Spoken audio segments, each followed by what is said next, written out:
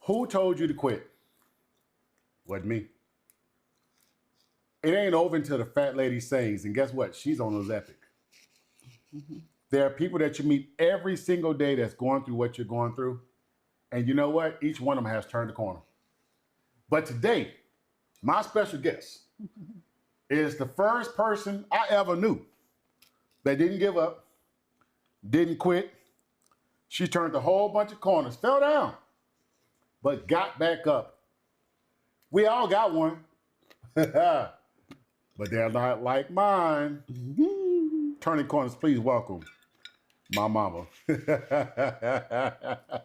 Hi, y'all. I told you I introduced the show. You just chew it. You just chew it.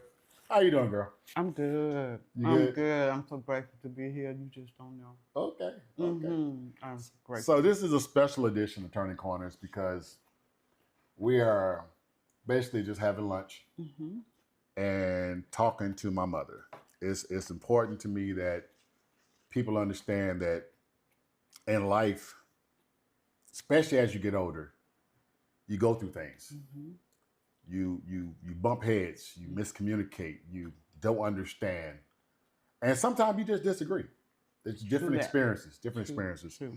And today, what's important to me is that I just have a conversation, not just a conversation that's going to help me get to know you, but also a conversation that's going to help other people get to know their mother, their father, their grandmother who may have raised them, grandfather. But I wanted to document this because life is short. Very. I wanted to document this because it's important to me for me to always, or like you, as you always say, the tree is leaning the furthest don't mean it's going to be the first one to fall. Yeah, the first. Did I say it right? Did I say it? Not quite, but you were close to it. That's close. okay. Okay. Yeah, you were close to it. First and foremost, how is your mental health? How are you feeling right now? I'm feeling pretty good. Okay. And the reason for that is because I'm learning. Okay.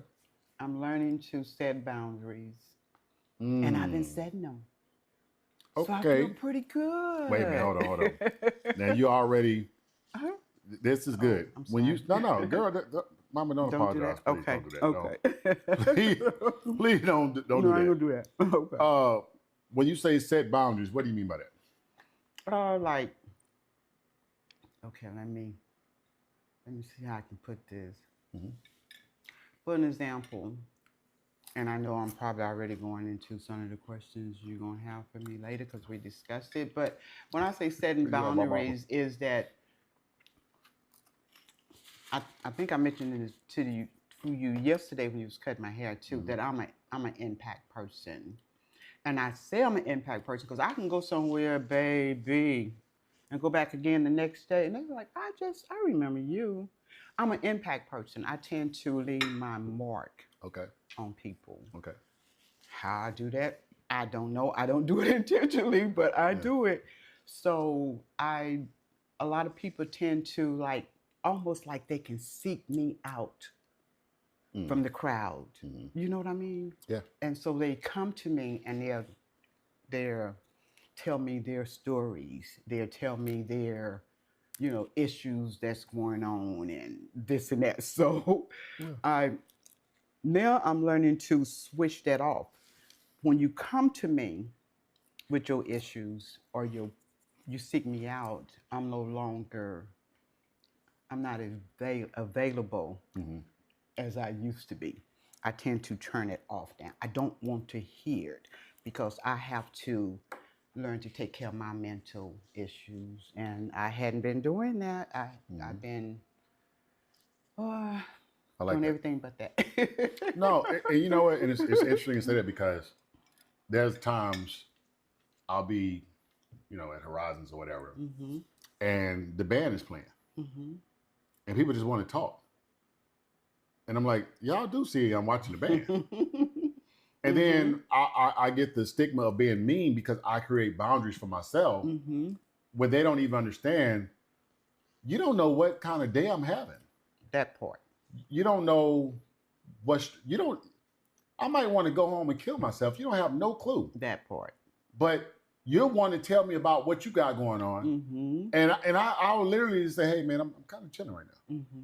You know? And people think that you're being mean, but do you have a problem with people's opinions shaping your thought process? I used to. I really did. I thought, oh, I wonder what they're going to think about me. Yeah.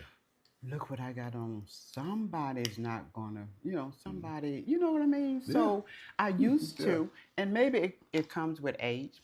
They say age, wisdom. The gray hair is not gray for no unknown reason. Gotcha. There's a reason behind it.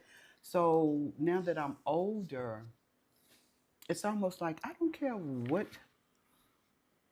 to a degree you think of me. Because I'm going to come at you with 100%. I'm real. You know what I mean?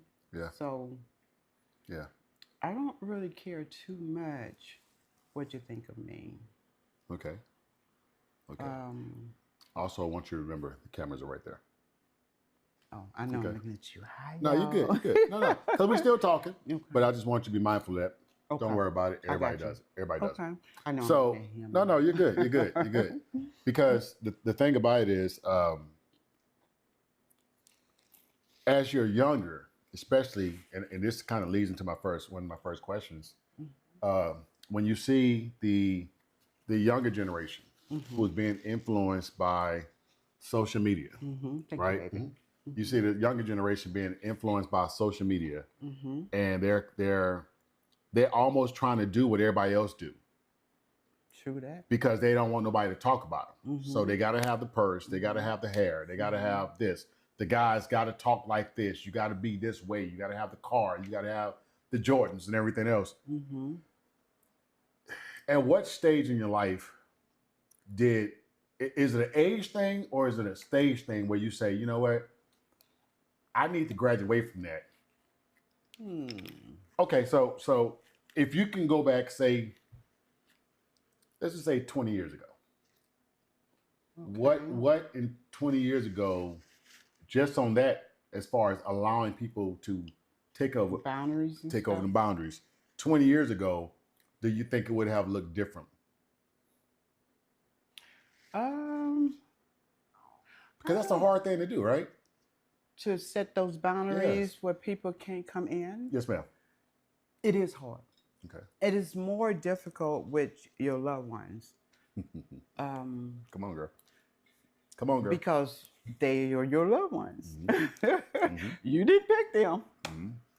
So you feel almost like you're obligated to not have any boundaries with them. Yeah. But I've learned, and I want to say it did take me, hell, I'm old. No, me, not old. Stop it. So even 20 years ago, I didn't think of boundaries. Yeah. Because if I had, I probably wouldn't have all this gray hair. Hell, I probably wouldn't even be bald headed, y'all. You know what? For you to be shy on camera, you ain't shy at all. I am. No, you're not. So listen, I am. The reason I said that is because the boundaries. It was two things in my life that stopped the boundary thing for me. When I broke my leg in 2015, and I saw how many people did not come to help. That'll do it. I saw how many people seemed like they was almost excited. That'll do it. Right? About, but then the other thing is when I moved to Dallas and during COVID, how many people did not check on me? When I was doing videos in my car freezing, and how many people did not check on me? I have a question for you. Okay, go ahead. This is good. How many people knew you was in your car? I think in the cold. How many? I went live on When you Facebook. say people. I went live on Facebook. Oh, you did? Mhm. I had, at that time, if I go back and look at the memories, I think I had about 65 people watching at the same time. Because, when you go live, they have the thing that's going up. Did they have Facebook back then? Yeah, Mom. Oh, well, Hey, I'm just learning how to Instagram. No, girl, no. I went live. I kid you not. And that's how Yolanda now reached out to me. Yolanda in Monte. That was in Dallas. They reached out to me. Remember the next day I went to Monte's house. I rolled through the snow to get to Monte's house. That's right. That's right. Oh, you're talking about, okay, Yeah. I got you. Yeah, when I was in my car. When everybody lost pretty much electricity that year. Yeah. I got you. But what I'm saying is that, and I know what you're talking about. You're talking about in '98 when I was homeless. But what I'm saying is that I got you. It helped me create boundaries. Yeah. Because I realized I have to depend on me. It would do it. It would do it. It would definitely do it.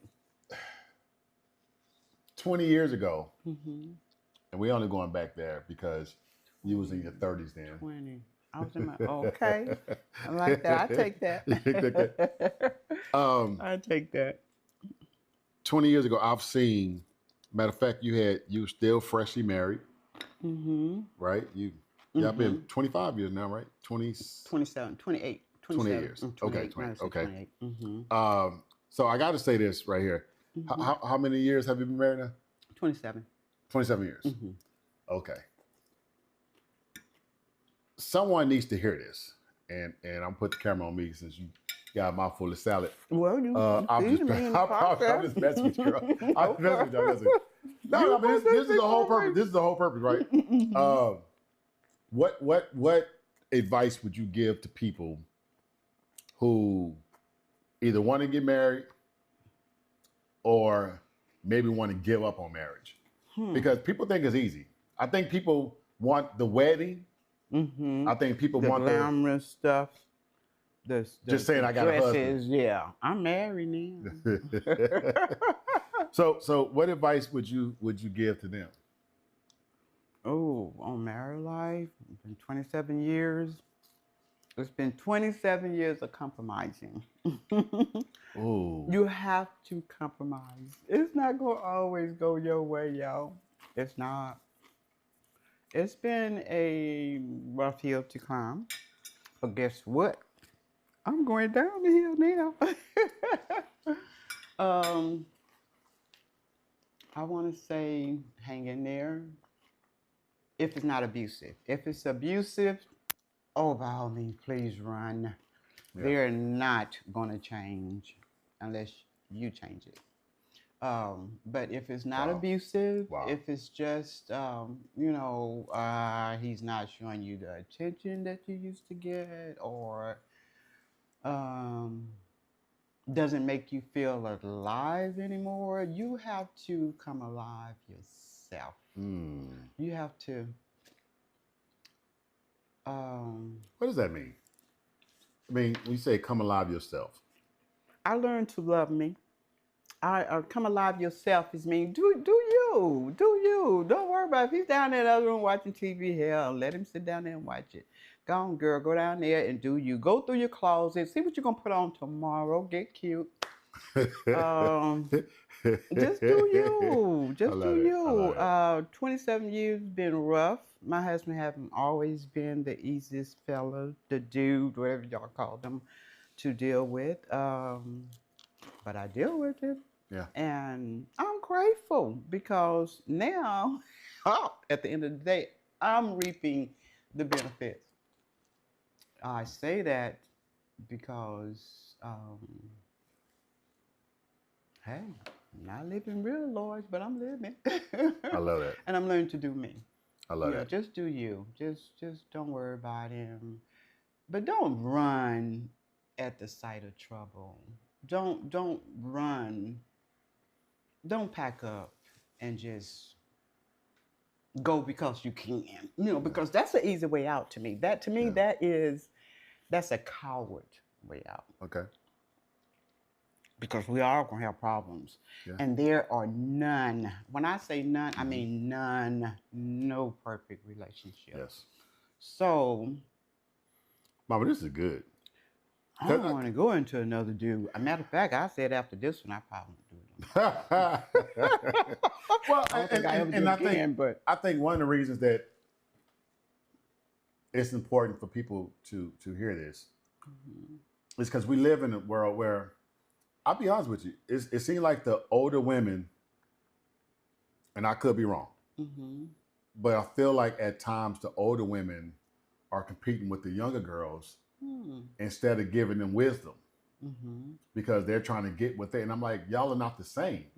You have experience on them. And because you have experience, like I got people call me all, young guys call me Unc and everything else. They pull me to the side, hey Unc, you know, and I appreciate that because I'm not competing with what you got. right. But it seems like, I'm not saying it's the absolute for everybody. I don't want women to get mad at me. But I think that we miss the big mamas.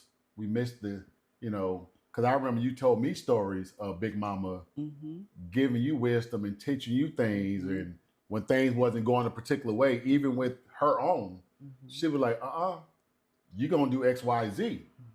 And I think we need to get back to that because, go ahead, I'm sorry. Can I just say something? I don't know or think this generation would actually get back to that. Wow. Okay. I don't see that happening. But I must admit, I agree with you.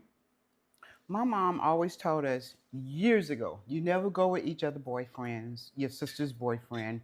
You don't date your cousin's boyfriend, you know, or your friend. Let's just take away the sister. Let's take away the sister and the cousins. Let's do friend. You don't even date your friend boyfriend because if he's not satisfying her to the point where he's coming to you, then hey, you're gonna have a problem with him too. Eventually, you know. It's all about. When I was growing up, my mom would have killed me with my booty being out. But I'm sorry, y'all. I said booty. Booty is what it is, though. Mama, you're not around. I cuss a lot on this podcast. I just want to put that out there. Okay. I just wanted to put that out there. Okay. And I've heard you say more than booty before. We ain't gonna sit here. I say, well, like I say. I'm just. I don't know when last time you heard me say more than booty. She said, church folks going, boy, what you? I'm just talking trash. I know it. But no, but it is different. Very different. It's different. Very different. But why do you think? Because this is interesting. This is something that, you know, they say is viral moment.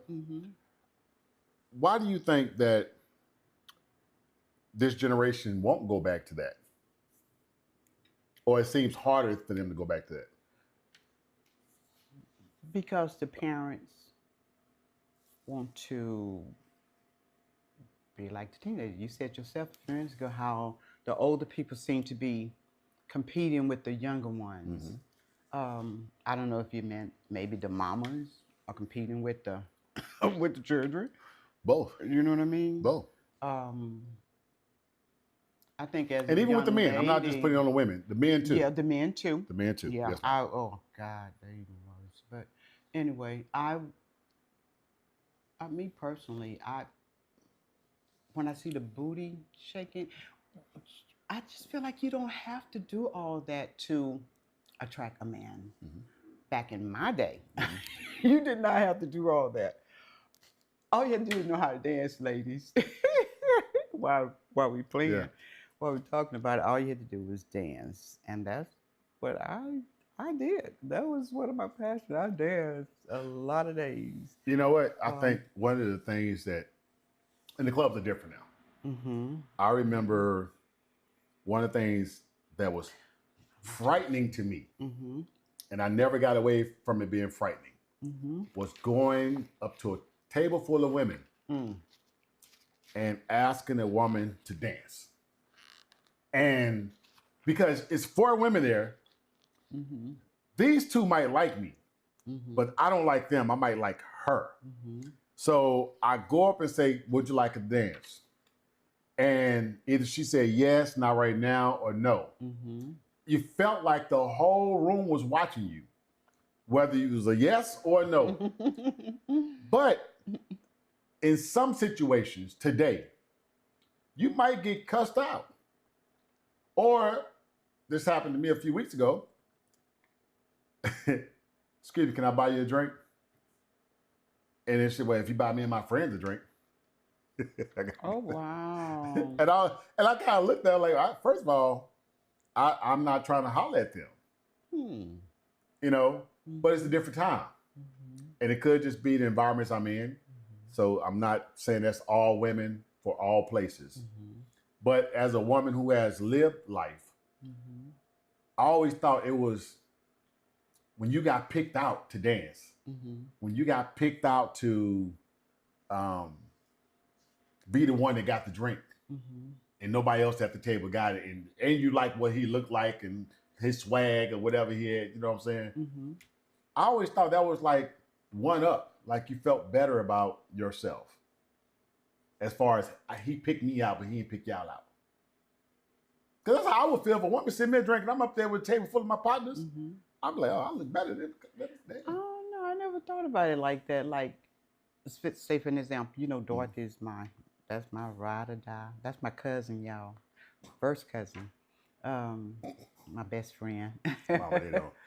Anyway, when her and I've gone out a lot, sometimes because a lot of times just be her and I, and well, then that's different because usually if it's just her and I, someone come over, then they buy both of us a drink. But they're really trying to holler at me. I do feel kind of special. I'm like, oh, look, girl, I got it. But if it's like a lot of us and someone just send me a drink, I guess you still feel special, but I don't think at this point I can picture myself like right now being out with friends and someone send me a drink or someone come over and signal me out to go dance with them. Cool, but it's just no big deal. I don't think I would make a big deal out of it. Right. You know what I mean? Yes, ma'am. I guess I will still, though. I ain't gonna take that away. I still would feel special. I'm not gonna take that away. So, well, I guess you do feel kind of. But then for the guy, I don't know, because I'm good about coming over to the guy. Yeah, where I used to be. Wait. You mean tell me you would holler at the guy? Let me take that away. If I see and you sitting and you looking good, I have no issues coming to you and say, hey, but I probably won't ask you to dance per se. I don't even know how to put this right. Let me back up a minute. I say that because I remember driving down the street one day and I saw this guy just driving. I was driving down the street, y'all. And this guy was, I don't know if he was waiting on someone or whatever, but he was standing outside this grocery store. And he was, that Negro was dressed from head to toe. He looked good. He really looked good. And guess what I did? I backed up. Drove up into the parking lot and told him, man, you sure look good. You wearing that nice. But I left it there. I didn't get out of my car. I didn't try to, so, I don't know. I don't know. Just like you said, and I don't know if I would be embarrassed walking away and he said, on you, then you just missed out a good thing. You missed out on a good thing. So let me say this. The difference between the men and women is y'all are trained. Really, y'all are trained to say no. We are trained to turn your nose into a yes. Our whole life. What do you mean by trained to say no? Who trained us to say no? Okay, there we go. Okay, I like that. What do you mean by that? What do you mean by trained to say no? Okay, watch this. I'm glad you said that because we own it. We're here. At a certain age, if we're not having sex at a certain age, in school they call us punks and you weak and you this, you that. So now I got to get her no to be a yes. But you as a woman, at the same age, you better say no. If not, they're going to label you as loose or, you know what I mean? Yeah. So that's why I say we have been trained to say, turn your no into a yes. So how do we turn your no into a yes? Cologne, gifts, money, cars, like all these tangible, these things that really don't mean nothing. We try to do that so therefore we can get her to say yes to our advances. So if I'm going up to a table, I got to make sure it's the right song. I got to make sure I'm looking good, right? I got to make sure that my first words, I only got 5 words before she turned me down. Because other than that, it's going to be tough. So y'all are more easily to get embarrassed? Absolutely. By saying no? Not a nice no. But nowadays,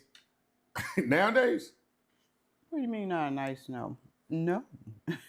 Excuse me, would you like to dance? With you goofy, you lame, you this.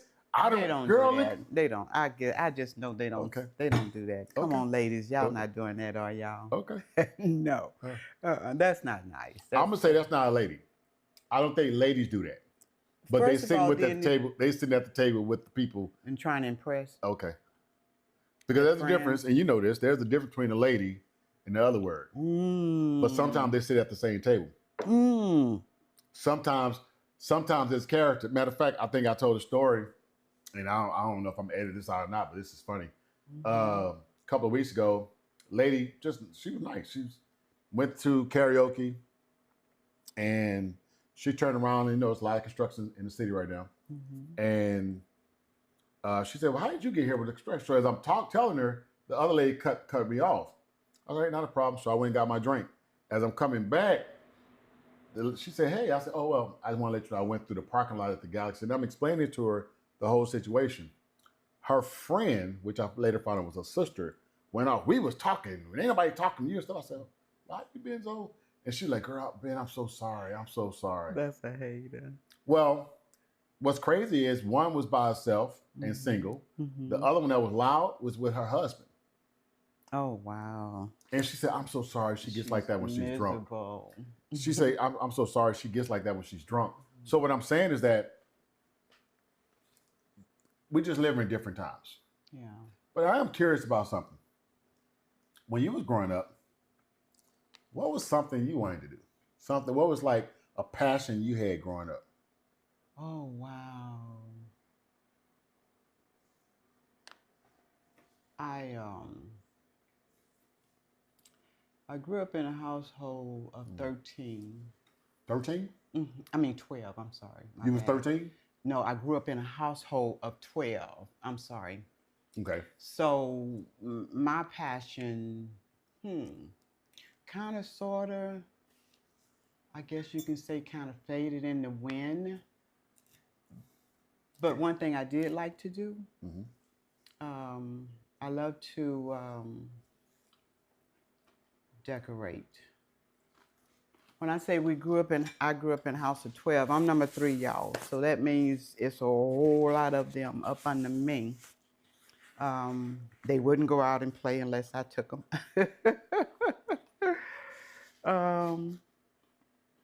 And we wasn't rich.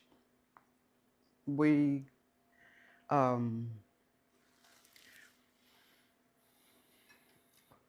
didn't have a whole lot, but I used to love to decorate. That was my passion. I love to decorate. I always change our house around. Wow. I mean, my other brothers and sisters would be outside playing, but I would be in changing our house around to make it look different. And I still do that right today with my own house. I do. So you really like decorating? My passion, yeah. I really believe that if I had pursued that, I can sit back and, like, if you're hanging a picture on the wall, I can sit back and center. I don't have to go over with you know what I mean? Yeah. I can center that picture and I can tell you how far down it might need to go. So I'm gonna tell you this right here, and I don't know if you remember this. Mm-hmm. My first apartment. Mm-hmm. my first apartment. I'm trying to be grown. I moved out at 18, trying to be grown, and I had like 3 pictures. Every picture I had was lined up with the ceiling. I remember that. listen. And you walked to the house, you like, you like I was saying, well, it's gonna be even if it's touching the ceiling. I remember that. No, in doggone way, I didn't grow up like that, but you don't pay attention to pictures, and you just know that the house changed around because we come home from school, and you didn't change the whole house around. I changed around, y'all. The plants are, well, so it was funny to me because this was the norm, changing stuff around. That was my way, I think, of. Oh, can I say something? Feeling that. Can I say something? Please do.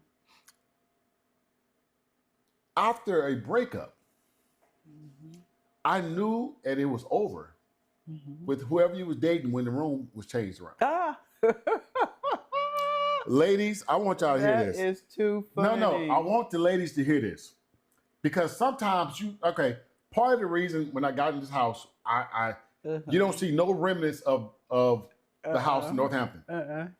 None of everything, because I wanted a fresh start. Exactly. I got that from you. Exactly. Because if you remember, I didn't really need no new furniture. You didn't. But I was like, this is connected to her or that past person. I got that from you.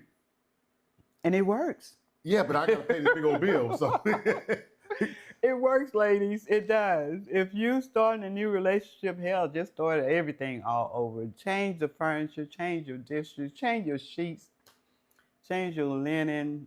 I did it. I do. Up until this day. Well, hell, it's been 27 years, so not lately. But anyway, yeah, but I used to love to decorate, Ray. That was my passion. And it had nothing to do with, a relationship. Like I said, we was poor. We didn't have a whole lot. So I had to make do with what we had. So to make, we didn't have a lot of company over here. We didn't need it. We had like 12, 13 siblings up under. It was so big, we didn't really. But I used to like to change. Do you remember the first time that you felt like I really enjoyed changing the house around? And the reason I'm asking, because there's somebody that's going to watch this that's going to be like, I have something that I like doing. And unfortunately, you have certain people who will tell them that's wrong, right? They will tell them what you're doing is not right because I couldn't do it. Because sometimes people will crush your dreams. Sometimes they don't even know they're doing it. Unintentionally. Right. You know what I mean? But like say for instance, you changed the house around, and then Mama G came home and said, "Girl, da da da." So then you're afraid to change anything around because she don't know this is a passion, at me. and not even knowing that, hey, this is something I really enjoy doing. You know what I mean? So, what age do you recall that this is something that you really enjoy doing? At a very early age, right? To be honest with you, I always have. I've had people that come into my home. Yeah.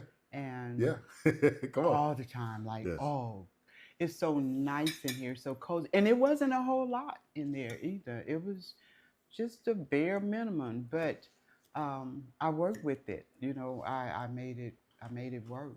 And so I think at a very early age, that was my passion. We didn't, like I said, we didn't have a whole lot. Hell, I had to go ahead and close on the back line. We didn't have a dryer. And guess what, y'all? I'm just gonna throw this in there. What? For Christmas, we had that the tree that's a silver tree or a green tree or whatever. We had an old that would sit in front of the tree and it would turn from red to green to blue, and it was just turned, then it turned to Christmas tree. That's how far back I go. Wow. You say how when did I know that was that early age? I always have. And like I said, people come over right to my house right today. And I don't live in no great, great. But I can show y'all some pictures. Kind of Mhm. cute. Yeah. Because I do. I love to decorate, and I almost wished as growing up that I had followed that passion. Yeah. You know how they have these empty homes? Yeah. They call them what, showrooms and stuff Mhm. like that. I feel like I could have been one of those Yeah. where I can go into and kind of dress it up. So what's interesting is you walked in today Mhm. with a plant. Oh. And all the Mhm. men that's watching this gonna understand Mhm. my pain. Mm. My mama has been trying to put a plant in my house from Northampton to Dallas you have been trying to put a plant in my house. Mhm. So today my mama brought a plant. Now I just need y'all to understand, I don't like plants. Poquito. No, hold on. She picked out the plant. She told me where the plant's gonna go.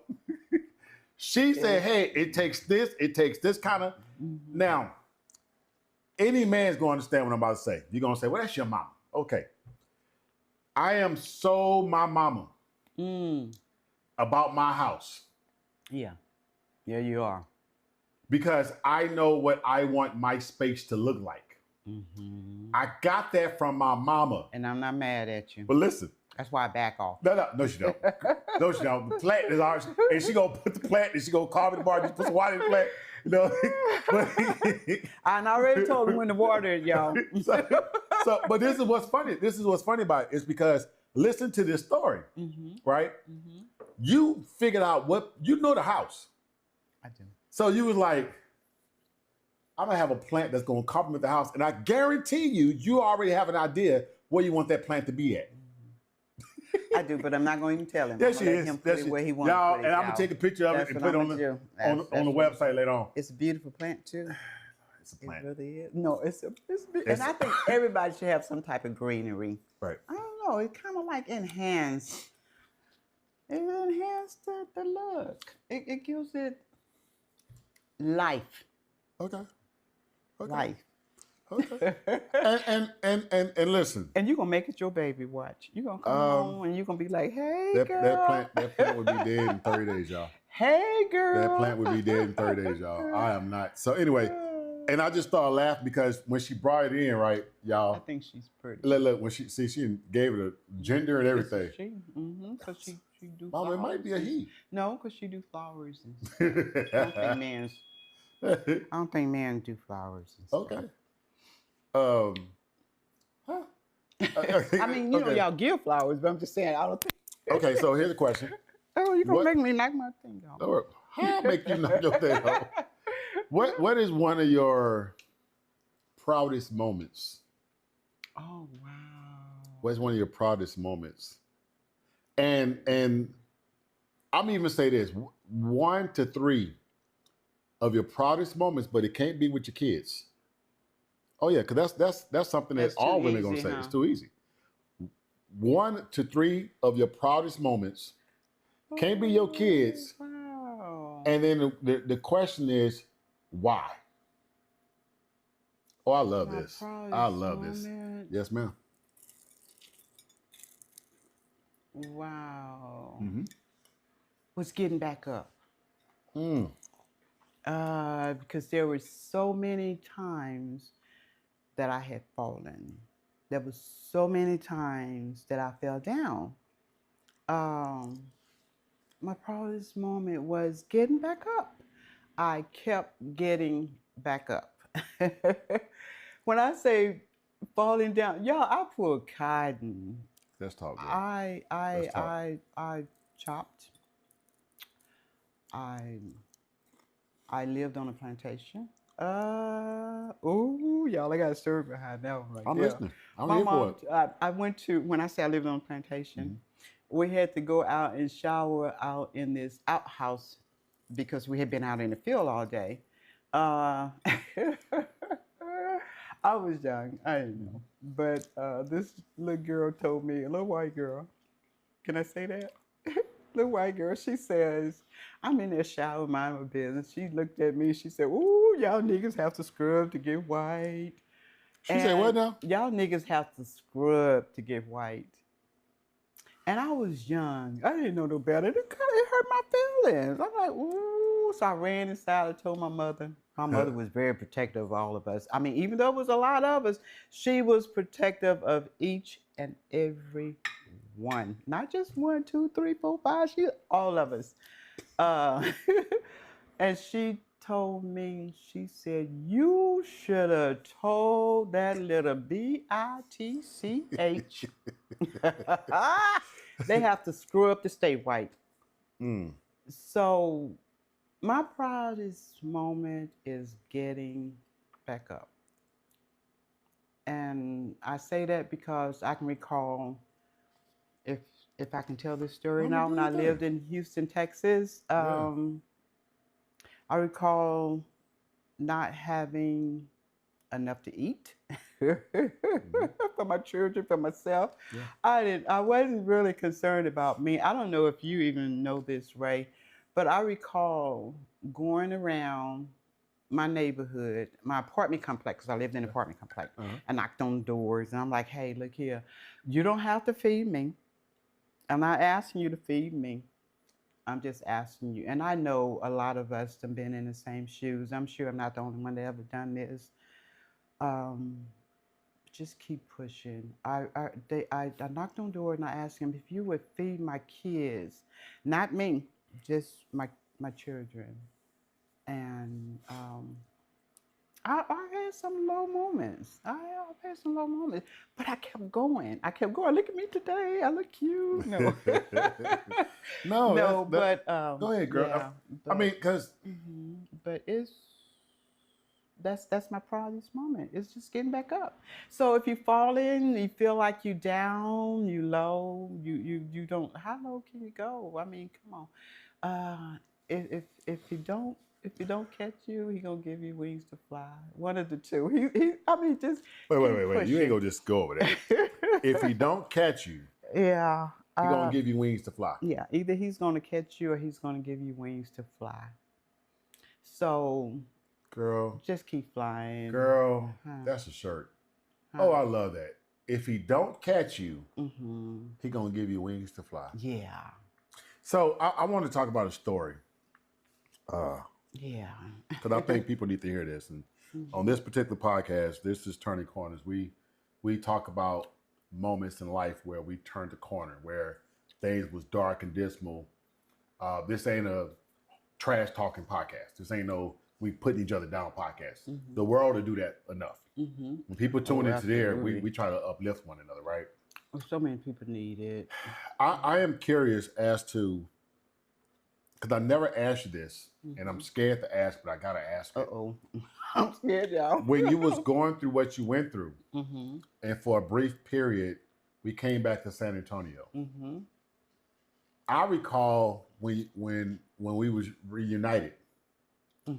I remember you got on my nerves hugging us. I don't even know if you remember that. You came back to get us back from Big Mama's house. I gotta cut you. I gotta cut you off just for a quick minute. Because I was like, why she? And I got to say this. Okay. I got to before I forget. No, go ahead, please. I recall.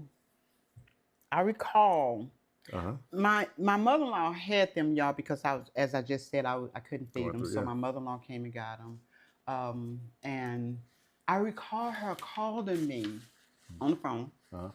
And she told me, she said, Ray is sick. I took him to the doctor. The doctor said they can't find nothing wrong with him, y'all. Wow. I don't know if you remember that. Yep. And she said, he's missing you. He's missing you, Candy. And so that's probably why I hugged y'all so tight. I hugged you so tight because I knew you was having a really difficult time being away from me. Even though you are my oldest son, he's my biggest baby. He's First of all, baby, you ain't gonna put that on camera. I'm gonna edit that out. Okay, you edit that out. Okay, but you're my baby. I just Leslie. But he's my baby, y'all. He was my baby for like 12, 13 years, right at 12 years. Well, here's what's funny. My brother Ray tells me also. He says you're the most sensitive of both of us. He said, but you fight the most. He said, but you're the most sensitive. I said, that's why I fight. That's why I say you're a big teddy bear. A lot of people think, oh, they see you, oh, you look so mean. You got that mean mug. He ain't mean, y'all. He try to be. I tell him all the time, boy, you ain't tough. And you want to be. You want to be a thug. What you tell me that time you want to be a thug? Want to be a thug. You ain't no thug. You ain't But so, that time away. that's probably why I hugged you so tight. Because I remember that. I don't remember everything. I remember being at Big Mama's house and we were just hanging out. And then I remember, you know, as a kid, you don't really know everything that's going on. Right. But I did know that where you placed us at was a place of peace. Safe. Love. And structure. Because one thing about Big Mama and Big Daddy, rest their souls. Oh my God. When I tell you, they had structure. They made sure we was okay. In no better hands. I mean, you know what I mean? And I want to say this to y'all that are watching. I couldn't put you in. It was my father's mother. That's right. And father that took care of us. Lord rest their Watch soul. this. And my sister biologically was not theirs.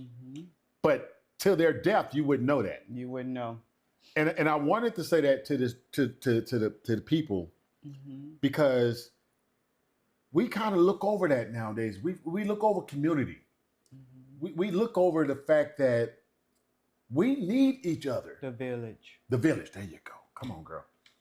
The village. And my mother-in-law was my village. She always showed up, y'all. I don't know where I'd be today if she hadn't stepped in and helped me. And I recall, I do recall sending y'all back here because I couldn't feed y'all. And I stayed there because I had a job. I was working for Pure Later Armor. I used to drive the armor cars. I packed the rifle in the back. Yay! My mama was top flight security of the world, y'all. Of the world. Okay, go on. I handle a lot of money. And what you did know, I wanted to prove to her, even though she had come and got you guys, I wanted to still prove to her, as well as myself, that I can still do this. So I stayed behind. Can I ask you a question? I stayed behind. About how old were you at this time? Well, how old was I? Oh, you was a little fella. Because I would tie Tammy hair up at night. And y'all would hold hands and go to So you was in your early 20s? I was young. I was pretty young. Because, yeah, I was. I want to say in my early 20s because for people who are watching, 20s. Right? Because people who are watching, they think they'll see somebody's journey 30 years from now and think that's where they need to be at, not knowing it is a... You go through trials and tribulations. Just remember, today doesn't define your tomorrow. Girl, come on now. You know what I mean? Just remember that today doesn't define tomorrow. Tomorrow, God, how can I put this? It's a different day. You cannot bring back yesterday. So, and when I was down, and when I look back, you know, at them days when I stayed behind when you guys came with my mother-in-law, Miss Sorrell, I got to put it out there. I wanted to show that I could do it, you know. I think that's when I discovered my inner me. There we go. See, you already... I think that's when I found out who I am and whom I am. Do you feel like that was foundational? That was something that, up to this point, that was like, hey, that was a low point. I made it. Whatever else I go through, I can make it because of that. Right? I do. That set me, that let me know that I can do pretty much whatever I want to do, Mm-hmm. whatever I want to do, Mm-hmm. that's a different. Mm-hmm. Whatever I I love choose it. to I love do it. I love it. is, different. And the reason I say I But love this is because there's somebody right now that may be watching this. Maybe they flipped it through YouTube, TikTok, or whatever, oh, and someone that we will never meet, but the footprints that you laid is going to help them walk even more. remember I told you I'm an impact person. Yeah, most definitely. So I have to, when you just brought that up, I have to take that out of my head because I can picture someone right now Okay. that might, and so then it affects me. Uh-huh. I sit here and I start to cry. Yeah. And I don't want to do that. But I will because I am that type of person. I walked in a ladies' room one year. It's Mm-hmm. been many years ago. I remember when I was working at this club. It's called West LA. I Mm-hmm. don't know if some of y'all looking, y'all might remember that, and y'all might not. Years ago, West LA. I never forget it. I used to be in the ladies' room, y'all, with the perfume. That they doing nowadays ain't nothing compared to what I did. I had everything y'all needed or could possibly ask for. Oh my Lord, this lady walked in the restroom and she was crying. She was boohooing. And I stood behind her, and before I knew it, You were I'm crying. You were crying, boohooing. right? Yeah. I'm Yeah. like, why am I crying? She stopped crying and turned around and looked at me and she said, what you crying for? I Cause you never cry. forget it as long as I live. I told her because you crying. I actually felt her pain. So when Ray just brought up a few minutes ago about someone might be looking or someone might be hurting, might be in a situation that I found myself in many, many years ago, Mm-hmm. um, just know better days are coming. It really is. I mean, it's easier said than done, but if you choose to, because it's a choice. Mm-hmm. It's a choice. It's a choice to get up in the morning. God wake you up in the morning. You open your eyes. It's a choice if you want to get up or you want to lay in bed. So I'm just saying, if you want to look for a brighter day, just get up in the morning. Just get up. Don't lay there. So what's interesting is Mm-hmm. um,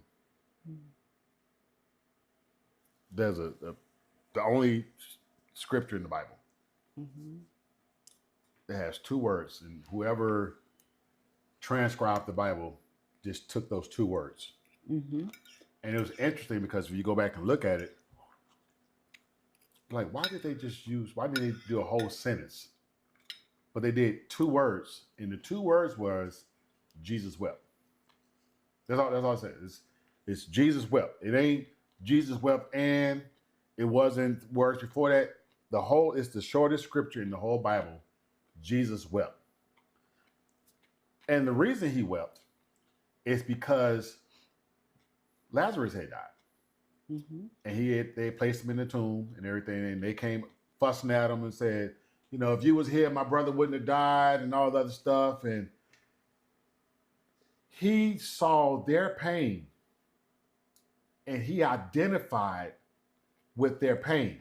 Mm-hmm. This is the only scripture in the whole Bible that says Jesus wept. So when you said that, because it gives me peace, because I'm a chameleon. I find myself at times, I can't watch certain things because I will become the things I watch. Right? I don't watch certain movies because I'll leave the house mad because they was doing some stuff on TV. Now I'm mad because I just took on the personality of that. Mm-hmm. But I found out this moment. I got that from you. Mm. Because if a person is crying, that's why I like going to funerals. I might not even know the person. But because y'all crying, I'm a cry. And I'm a big old thug. I'm a thug, mama. I'm an OG thug. Can I say this? I am. There is a big difference Mm-hmm.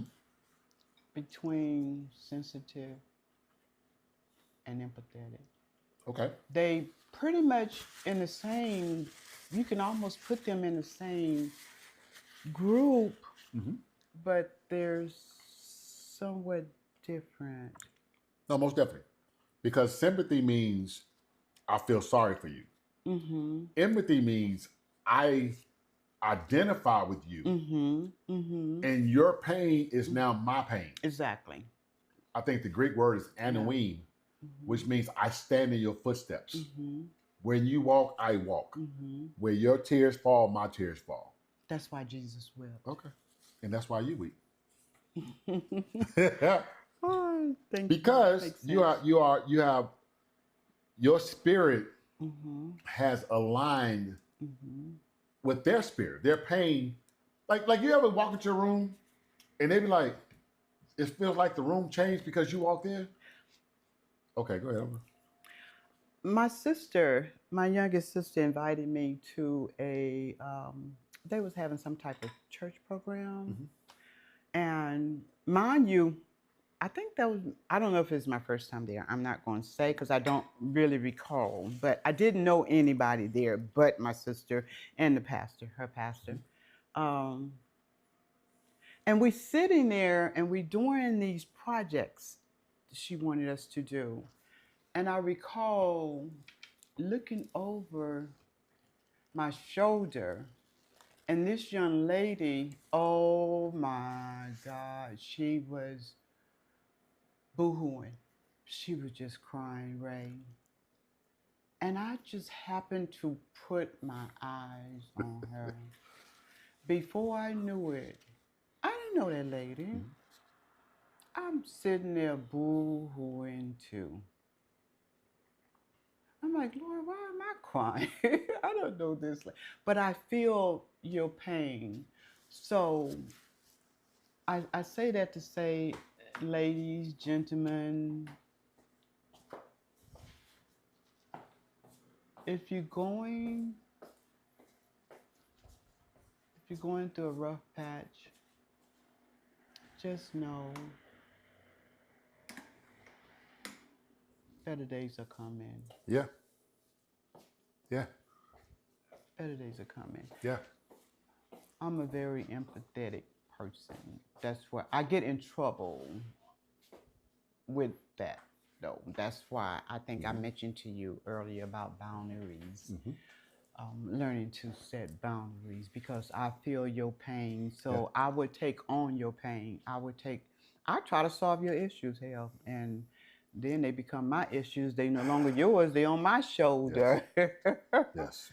Don't do that, y'all. If I mean love, it's okay. It's okay to send a helping hand, but don't let it overwhelm you. I guess is what I'm trying to say. And I mean with family, friends. I don't care who they are. Don't do that. You know, it's interesting because I find myself, you know, they call me I'm woke, right? Mm-hmm. That's the word for me now. Mm-hmm. I'm the woke guy, right? But I'm like, I love us so much. What do And you mean by woke? woke means actually in the church, um, we use the word revelation. Okay. In other words, God has pulled a curtain back Mm-hmm. and allowed me to see what y'all don't see. Right? Got you. Got you. So Mm-hmm. now they call it woke as opposed to being asleep. Oh Whereas wow. woke means I see everything that you're doing to me and I react. But people who are asleep, per Don't se, react. they don't react because they're like, oh, it's just the way the world is. So when you think about Malcolm X or Dr. King or those people who saw the ills of society, Mm-hmm. they were considered woke for their time. Like people act like everybody loved Dr. King when he was, no, people hated him. He's like one of the most hated men in America. Really? When he died, they hated Oh, Dr. King. wow. But when he died, he became a martyr Mm-hmm. and people loved him. But people forget, like, they wasn't trying to have a Martin Luther King holiday and all these different things. Mm-hmm. So for me, when I see how they treat us as a whole, how they take the worst examples of us and say, this is how all of y'all act. Because I'm so-called woke, I get mad because now I am taking on the pain of a whole race of The people. ancestors. That too, but taking on the because I'm also realizing we are the answered prayer of the ancestors. Mm-hmm. But I'm learning, and especially right now, listening to you, Mm-hmm. that I have to have boundaries for myself. Because walking around mad ain't gonna help. It destroys you. Mm-hmm. It messes with your inner self. Yeah, It messes with your heart, that's right. your emotions, your health. Period. It does, and I've learned that over the years. Walking around mad. I I had to call AT&T yesterday because my internet went out. I think I mentioned that to you earlier. And when the lady first answered the phone, I wanted to get mad, and I started off like da da da da da, and I realized it's not your fault that my internet is out. Mm-hmm. So in return, she gave me 2 days of credit, which was should have been. It wasn't like really give me anything, but Yeah. I thank you, Miss Lady. But I said that to say, walking around angry doesn't solve anything. She told me, she said, "You are such a nice person." And the only thing I can tell her was, you don't own TNT because if you AT&T, because if you did, you wouldn't be answering this phone. Facts. So, and you are not the reason that my internet went out. So I can't be mad at you, Miss Lady, Mm-hmm. because of my internet being out. So why I can't be I just I'm just not mad. But see, isn't that a growth thing though? It is. You know what I mean? It is. It is. It is. So, It wasn't her fault. so one of the reasons we talked about this a lot, I don't watch the news anymore. I might watch The View or something like that, but I really don't watch the news because I get mad. Mm-hmm. I get mad at the way they do I us used and the way to. they make excuses. I used to. If Obama was to do any of this stuff, you know what I'm saying, they would have crucified him. We already know. So, so I try not to watch it, but listening to you, Mm-hmm. you're helping me because I'm realizing that I am you. Mm-hmm. Whereas I will take on what's going on in the TV, and then I'll leave them outside, and they don't have nothing to do with what's going on. Mm-hmm. They're not in politics, but somebody at the store say something crazy to me, and I'm automatically thinking that guy on CNN that was taken up for this person, that person. Now I'm mad, so I just evict myself. I get away from that type of stuff, right? Which hurts me too because I need to know what's going on.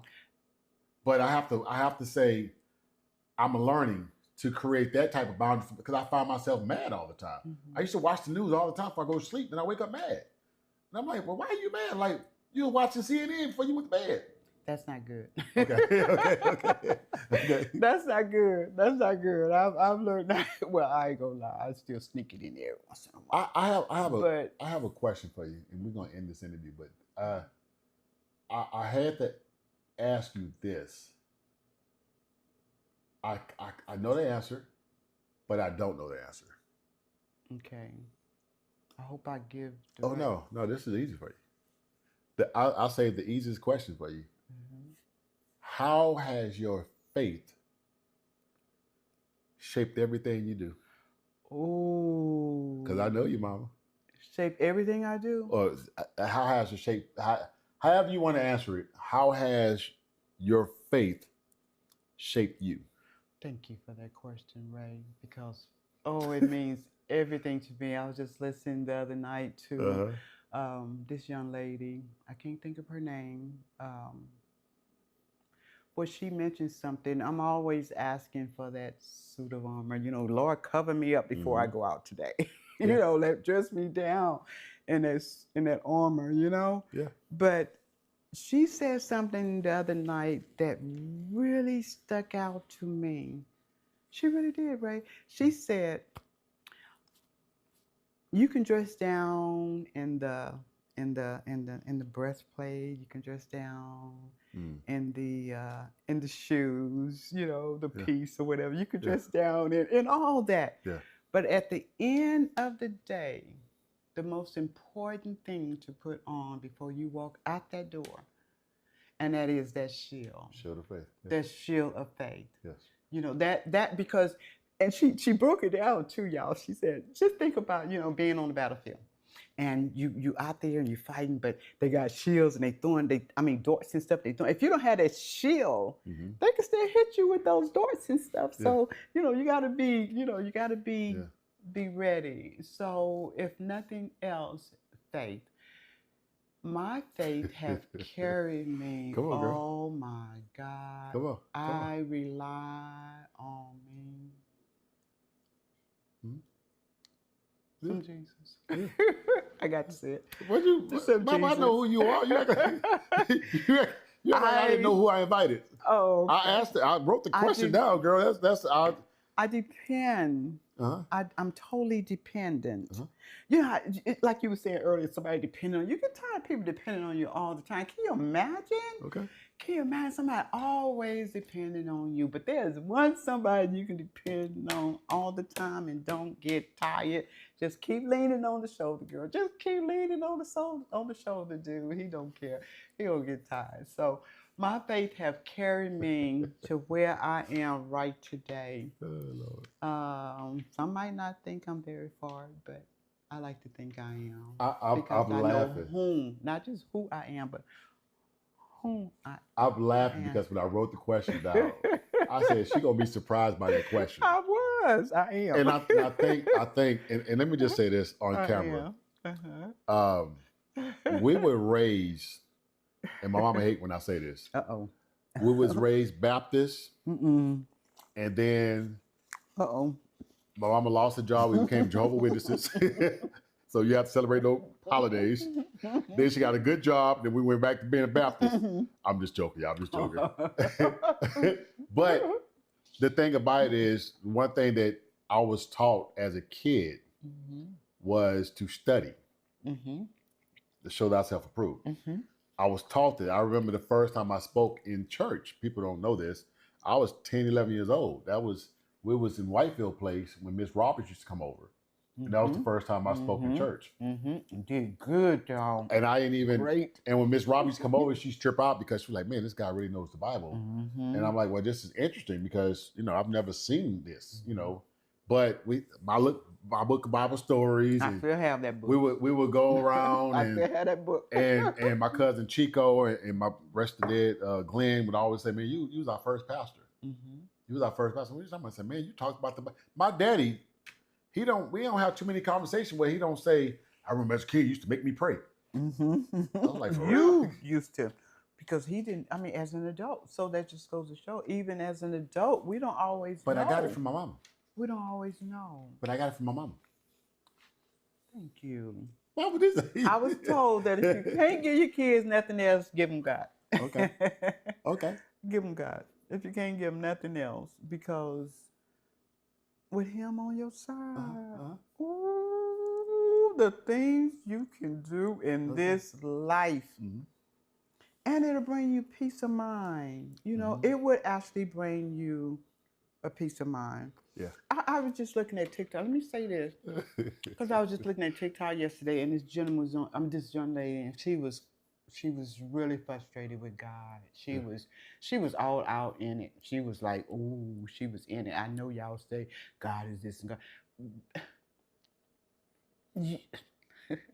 You were so frustrated with him because you were not allowing him in. Other than how you get frustrated with God. Lamentations. The book of Lamentations talks about a whole civilization of people who was frustrated with God. You've never heard nobody preach from that book, but it's in the Bible. No, I never really. They stay on certain. Yeah, it's all about. Because if we tell the truth, right? Job was frustrated with God. You know, for 38 chapters, Job complained. But aren't we going? I know the Old Testament. I know the Old Testament leads into the New Testament, but I just feel like the Old Testament, like Lamentation, they was frustrated with God. Job was frustrated with God, but Job also realized, you know, hey, I'd rather be how they put it. Tell me how that old saying go. I'd rather be where frustrated with God than without God. Okay. Okay. I'd rather be miserable. Okay. Let me just say, just put it out Yeah, there, miserable with yeah. God Yeah. than without God. Okay. So, I mean, there's times I'm like, Lord, where are you? You know, I mean, really, I'm just really going through it. I mean, did you So I'm forget gonna hit you with about something. me? I'm gonna hit you with something. Hit me. And we're still recording. Hit me. Yahshua, Mm-hmm. because we disagree on that name, Jesus. Mm-hmm. Yes, y'all, me and my mama disagree on certain things. Mm-hmm. We But do. she taught me this. These things she taught me. But Yahshua, Yahshua, however you want to pronounce it, Jesus, on the cross said, my God, why hast thou forsaken me? Mm-hmm. It's a human thing. Mm-hmm. It's okay to do it. It's a human thing. He did not curse God as Job did not curse God and die. Right. But the human part of him was like, bruh, come on, where you at? I'm going through something. Even in the Garden of Gethsemane, the Bible says that he went through what they call hemohydrosis, where he sweat blood. Come on now. And they said that a angel came to minister unto him. Right? Why? Because he was weak. Even Jesus, on his way to the cross, there was a black man that helped him carry the cross. Right? So I understand both sides of it, because I myself have waved my fist at God and had to repent instantly, like, whoa, my bad. Because life happens. And that's what Turning Corners is all about. Because life happens, But it doesn't mean I forgot who he was. Go ahead. I just, have you ever like, oh, this is good. ooh, you're having some good day. You wake up, you're on top of the world. Beyonce says it better. And the day the world's on top of me. Yes. Oh, I know that song. Go ahead. The day I woke up and I'm on top of the world, and then it's like, and then the world is on top of me. That's a but known he still fact. loves me. I forgot to name that song. Some days are better than others, and come on, there's always a lesson to be learned. Yes. Talk, girl. If the sun is shining today, you wake up tomorrow and it's raining. What? What? You gonna curse God because it's raining? Is that what we do? And you're right. Lamentation you talked about but I think that was designed to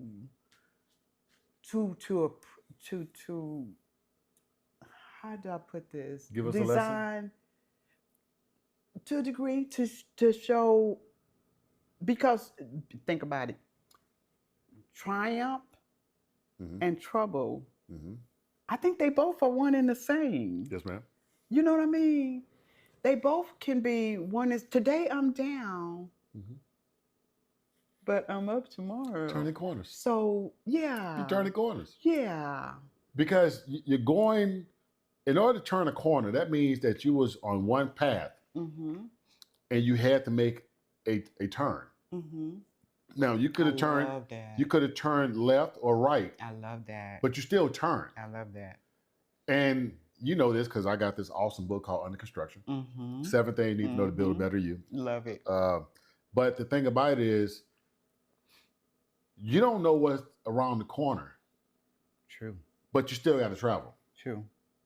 And listening to your story today, and listening to stories I already know, but now they know, about whether your kids had to leave or you had dark moments. I wanna end this with this particular story, because to me it wraps up the whole interview. Okay. I want you to look at the camera and talk about the man in the field. Oh. I want you to look at the camera, and I want you to talk about, matter of fact, I want you to talk about the man in the field, because I truly believe that there are times in our life where God would send somebody. All the time. I'm going to shut up. I'm going to let you tell your story. He does. Because somebody needs to hear this. He does it all the time, y'all. That's why I say Mm-hmm. don't stop. Keep it moving. Don't curse him. Okay. Yes, ma'am. Whatever you do, don't curse Yes, him. ma'am. Um, And you know you don't have to just say him. I know we know you're a Christian. okay. You can say the name if you want to say the name. I know you try to respect. Mama, be you. Okay. You mama. Um, Shoot. um, Ray is referring to the time that we was living in Houston. We had no food to eat. Mhm. I was working, but if anyone ever been in Houston, you guys know Houston is huge. Traffic is crazy. And I was way on the other side of town, trying to get back home because I had gotten off of work. I had no bus fare, so I'm headed home. I'm walking because they're at home hungry. I don't know what I'm gonna do when I get there besides go knock on doors again because hell, I didn't have nothing. Come on, girl.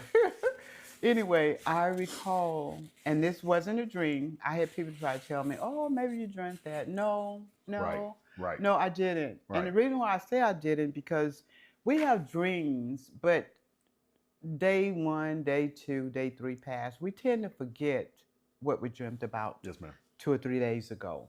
Mm-hmm. So I know this wasn't a dream. Come on, I'm girl. headed home in the field. It's this gentleman, and it's by this time it started to mist. Little raindrops are falling.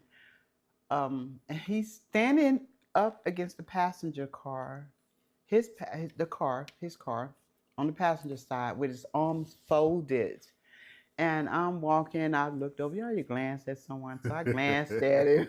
I think, oh, what in the hell are you doing right here in the field? Yeah, You yeah. know. But anyway, he motioned for me to come here. And I kind of looked at him like, no, I'm not going to do that because I don't know you. Mm-hmm. So I kept walking and I hadn't really passed him, but I was like getting up to his, you know, and he did it again. And I don't know what persuaded me to do that, but I did. I went to his car. This gentleman opened the door for me on the passenger side. He took me. Angels are real, y'all. He took me to the, and I'm sure some of y'all didn't encounter angels. I think we do every day. We just don't take the moment to recognize it. Mm-hmm. But this angel was real obvious. I mean, he took me to the grocery store. How he knew I didn't have no food at home, I don't know. But he took me to the grocery store, y'all, and he bought groceries for me and my children. I remember that man driving me home. And he got out the car, he packed my bags in, and that man turned right around and walked right back out the door. I never seen him again after that. I mean, I'm young. I didn't think nothing of it. But when I look back over my life, hello, Mm-hmm. then I know how far I come. And wait a minute, there's a story following this story Okay. because I was fed. This man took me to the grocery store. Y'all, did y'all hear me? Stay on there for a minute. It was totally strangers and took me to the grocery store, took me inside, bought some food. I mean, how he knew I had no food, I don't know. But long story short, a week or two later, I'm headed back home. My kids by this time is with my mother-in-law. I remind y'all, I said I stayed because I wanted to prove a point that I could do it. So I stayed. Um, so I'm on the bus headed home from work. This gentleman, dirty looking, don't judge a book by the cover. Please don't do that. That taught me. Mm-hmm. That right there taught me. He was in the front row of the bus. Mm-hmm. And you know how back in those days you had to pull the string Mm-hmm. to get off the bus? Mm-hmm.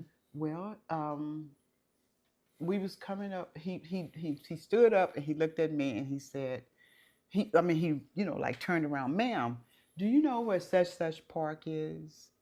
And I told him, I said, oh, we're coming up on that park. I said, you might want to pull that string so you can get off because we're coming up on it. And before we can get to the park, Ray, I never forget as long as I live. Oh my God, when I think back, it always brings such joy. He said, "Oh, where you going?" I told him, I said, "I'm going home." Yeah. Old dirty white man, y'all. It wasn't no black man. It wasn't one of us. And he said, "Well, can I just go with you?" And I turned around, I looked, I'm like, "No, you can't go with me. You better pull that straight, 'cause we get ready to come up on that part." And then it clicked. It clicked in my spirit. It's my spirit said, "Did I just feed you? Did I just a stranger just?" That's when I really I come to realization that, it's not about me here on this earth. Yes, ma'am. So I immediately told him, "You know what?" I said, "You know what, sir? Yeah, you can go with me. You can go home with me." And I took him home with me, y'all. I had no food. Hello, there we are again. No food. Ooh, she had a lot of days with no food. Yeah, I did. But I made it. Look at me now. Ooh, look what I'm eating. No, I'm kidding. I took him home with me. All jokes aside, I made us a sandwich. I had just enough for a sandwich. I recall cutting that sandwich in half. No, I'm sorry, I take that back. I made him a sandwich, I made me a sandwich.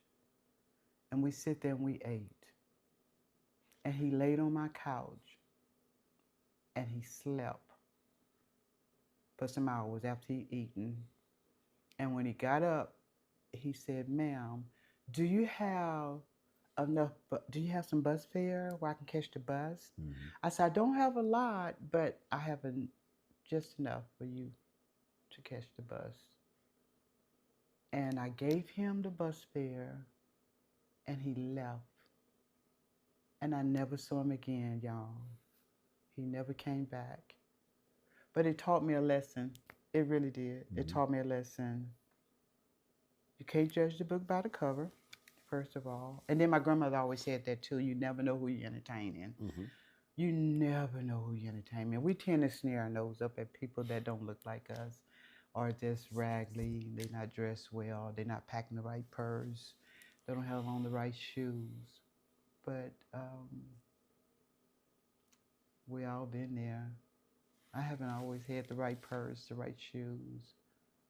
Oh, but look at me now, y'all.